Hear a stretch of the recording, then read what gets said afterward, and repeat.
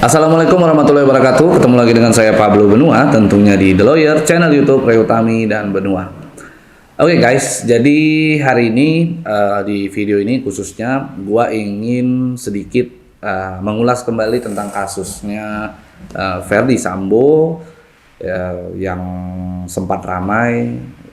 Ya sudah banyak lah yang dibahas sebenarnya oleh sejumlah media ya, dan sudah sangat ramai. Dan hari ini saya mendapatkan informasi bahwa Bang Sambo hari ini dilakukan sidang etik ya, sidang etik di gedung Propam ya, di ruang sidang Propam hari ini, dan katanya media juga sangat ramai di sana dan dia sudah diliput lah ya, sudah diliput. Tetapi pada saat saya tadi lihat video detailnya, saya belum mendapatkan informasi yang jelas seperti apa gitu. Karena biasanya kalau sidang etik itu di awal itu hanya lebih ke membaca profil seperti nama, pangkat, jabatan gitu ya. Lalu juga membacakan kasusnya apa saja begitu yang kira-kira akan disidangkan di dalam proses persidangan tersebut begitu. Dan ya sudah cukup ramai belakangan. Terakhir saya sempat membahas terkait juga dengan teman-teman yang sempat ikut, teman-teman di Polri yang sempat ikut ya, terseret atas kasus Ferdy Sambo. Dan kemarin sempat juga katanya Kapolri diundang di DPR RI, di Komisi 3 DPR RI untuk menanyakan pendapat begitu ya. Banyaklah yang sudah terjadi. Ada juga beredar tentang diagram-diagram yang nggak jelas begitu ya, yang nggak jelas seperti apa itu diagram-diagram tentang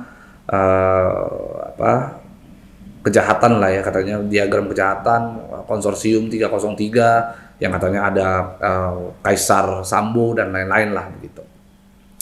Oke, gue sih sebenarnya dari segala macam permasalahan, segala macam isu yang terbangun dari kasus, berawal dari kasus tembak menembak yang katanya dilakukan oleh ajudan Ferdy Sambo begitu ya.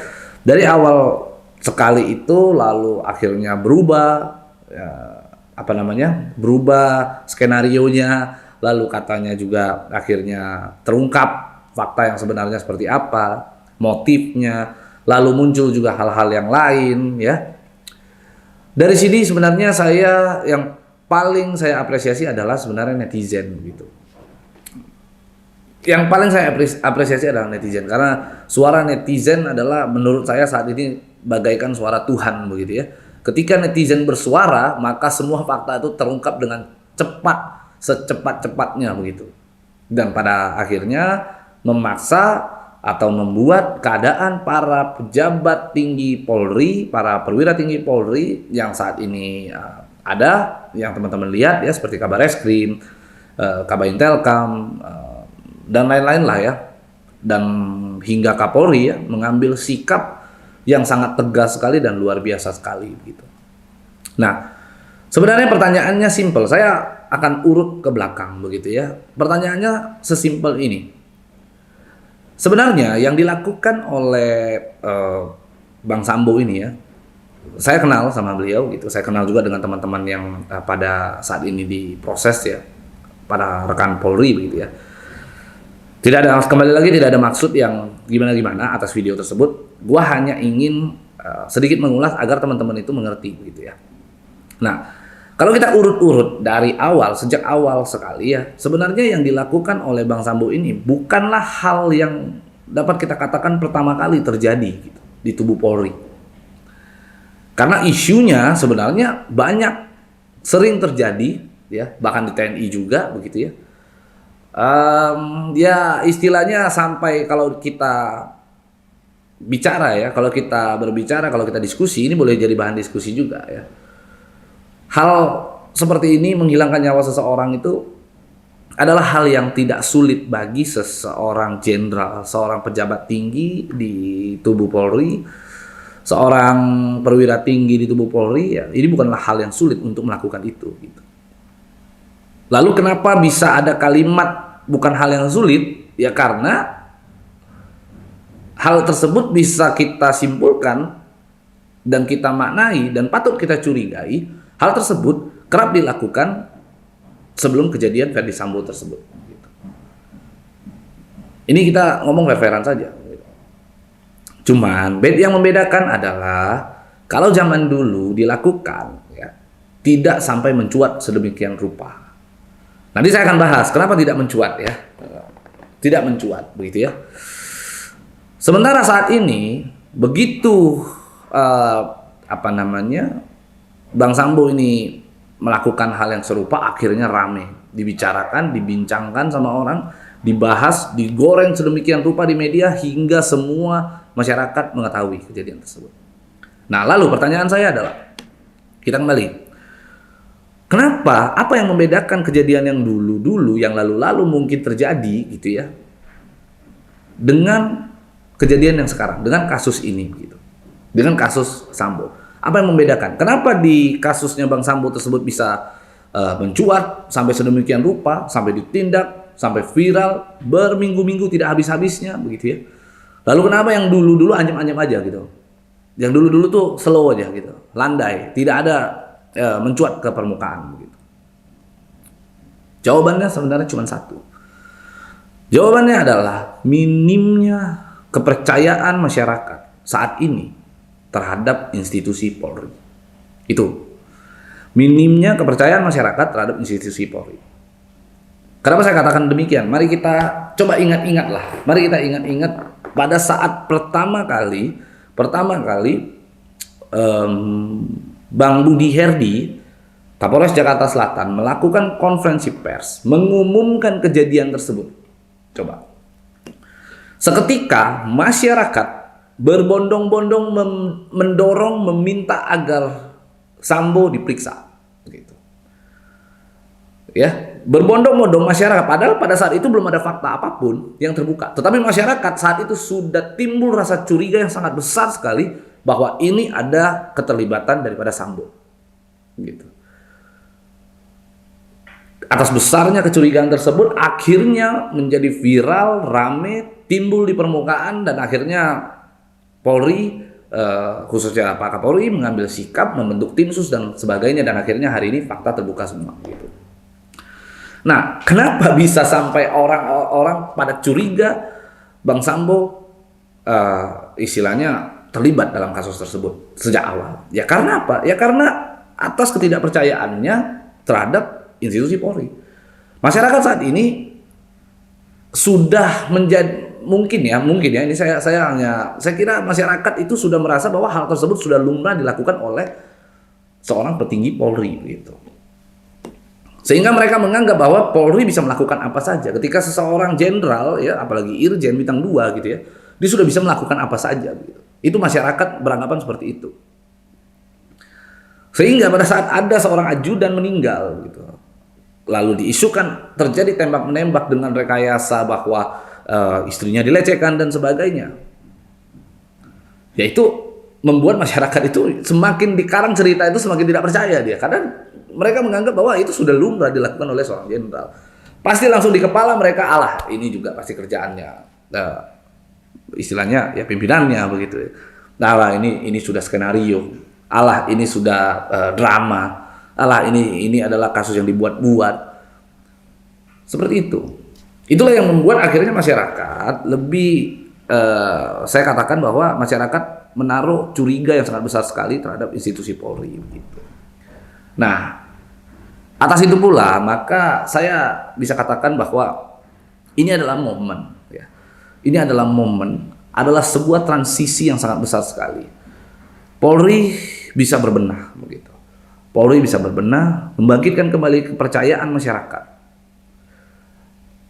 Atas kasus tersebut pula ya, sebagai transisi ya, maka sudahlah kita coba move on gitu ya, kita coba move on.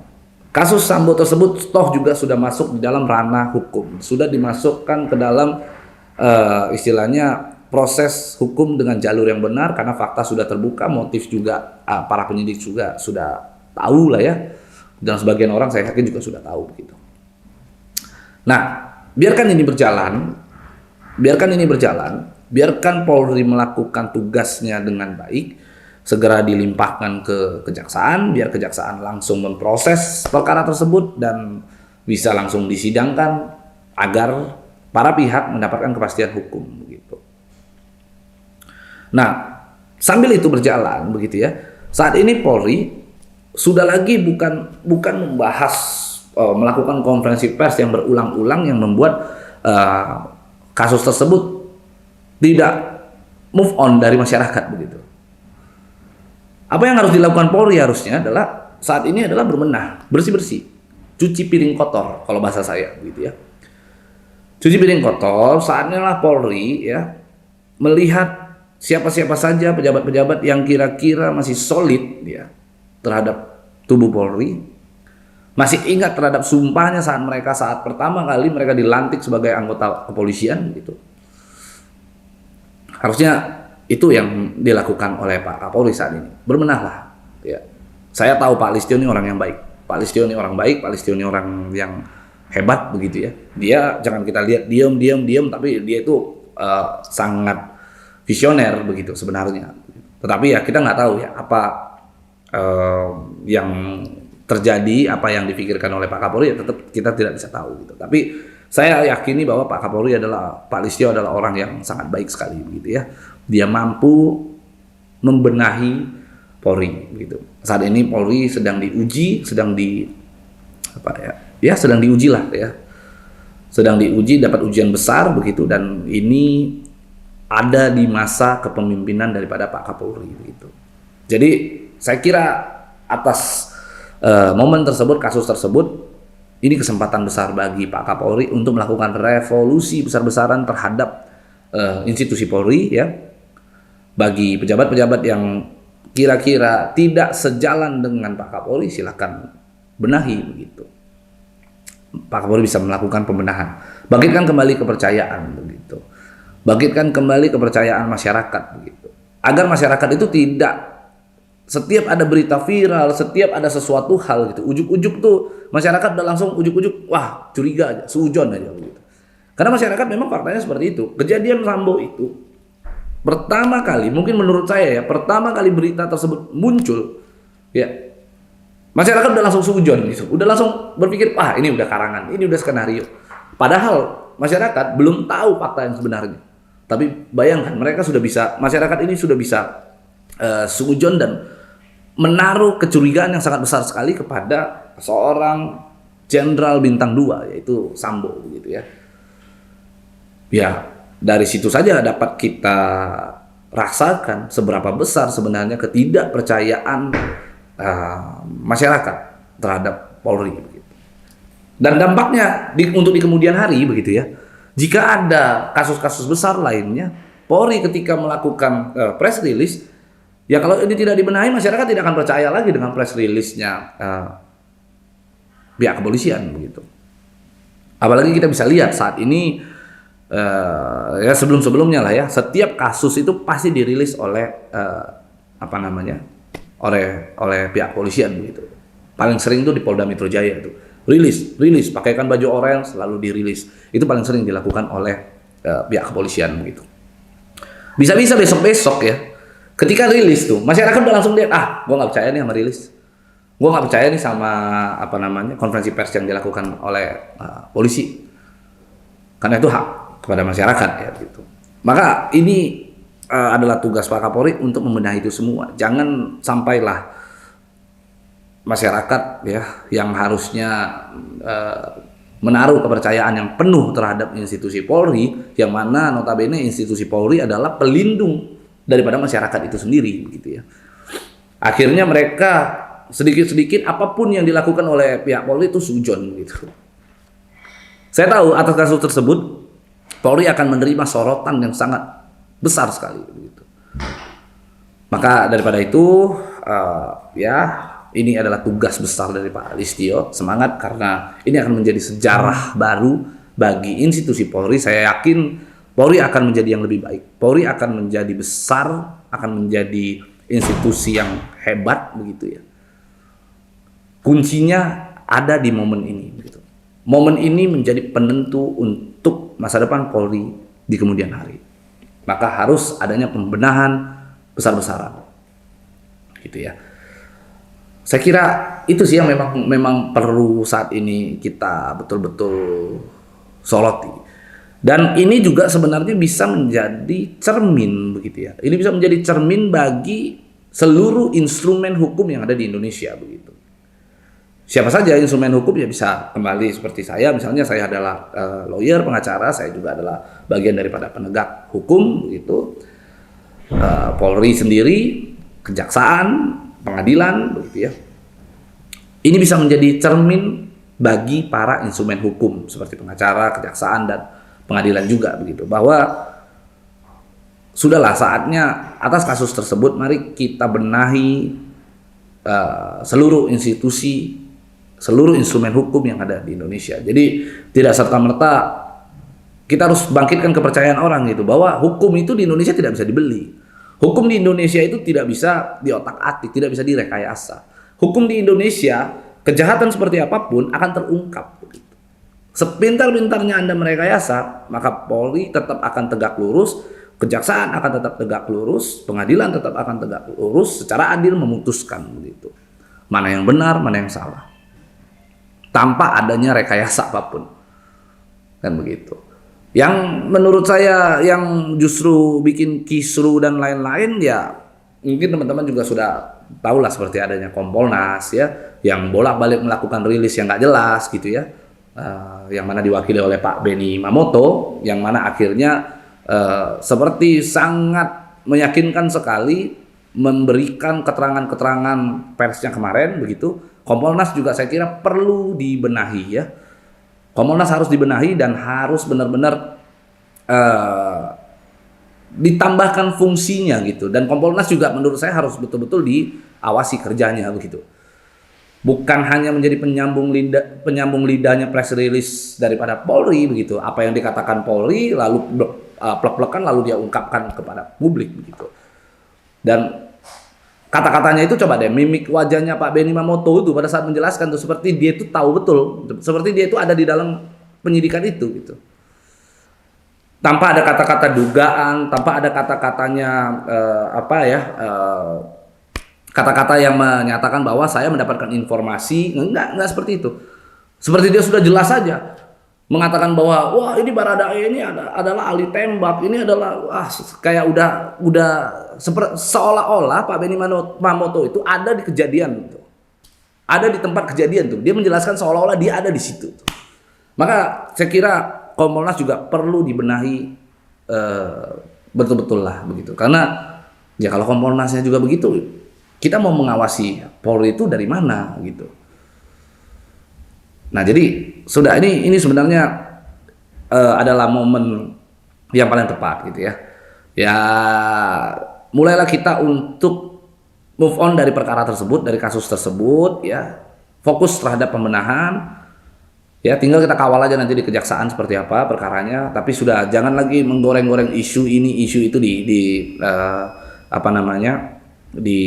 publik gitu, karena saat ini biarlah dari pihak kejaksaan yang akan memutuskan untuk bagaimana proses penuntutan Ferdy Sambo dan kawan-kawan ya. Dan jangan juga membuat isu yang berlebihan sehingga mempengaruhi peradilan nanti begitu, karena apapun ceritanya Ferdy Sambo harus mendapatkan keputusan yang seadil-adilnya begitu. Jangan karena opini publik juga akhirnya para instrumen hukum tersebut bergerak bukan atas nama keadilan gitu, tetapi atas dasar dorongan publik, atas dasar opini-opini publik yang dibangun. Karena ya kita lihat saja begitu banyak kasus-kasus perkara-perkara tuh ya yang saat ini ditangani oleh pihak Polri gitu. Ketika publik mencuat, wah itu cepatnya seperti kilat tuh. Langsung langsung selesai gitu. Tapi kalau seandainya tidak viral ya udah anteng-anteng aja. Banyak kok perkaranya itu. Nah, maka daripada itu saya kira jangan karena opini publik lah instrumen hukum ini bekerja begitu. Jadi benar-benar instrumen hukum ini bekerja berdasarkan prosedur, berdasarkan undang-undang ya. lalu putuskan seadil-adilnya. Itu sih yang saya kira bisa saya sampaikan hari ini untuk masyarakat juga bisa paham ya. Untuk kita sebagai masyarakat udah kita doakan aja yang terbaik untuk negeri kita ini. Kita doakan saja untuk para institusi kita ini untuk menjadi yang lebih baik. Gitu. Institusi Polri ini menjadi lebih baik, itu aja. Kita doakan saja yang terbaik. Oke, itu aja dari gua. Jangan lupa untuk di-subscribe, di-like dan di-komen, dan jangan lupa juga untuk di-share agar kita dapat berbagi informasi untuk Indonesia yang lebih baik. Saya Pablo Benua. Ciao.